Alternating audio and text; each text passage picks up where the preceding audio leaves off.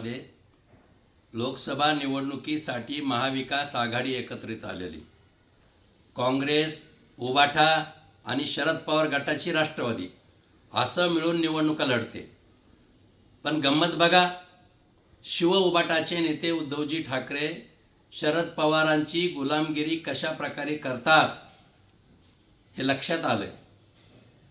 या निवडणुकीच्या प्रचारासाठी ज्या लोकसभा मतदारसंघामध्ये शरद पवार गटाचे उमेदवार निवडणूक लढवतात तिथं स्वतः उद्धवजी ठाकरे जातात, सभा घेतात.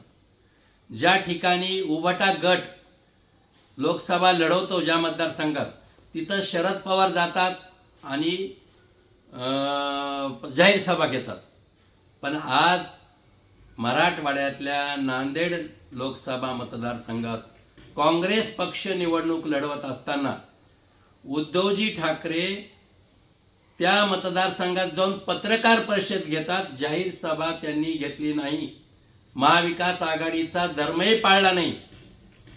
एक गोष्ट खरी की त्या लोकसभा मतदारसंघामध्ये महायुतीचे उमेदवार प्रतापराव चिखलीकर दुसऱ्यांदा निवडून येणार आहेत हे उद्धवजी ठाकरेंना कळून चुकलंय.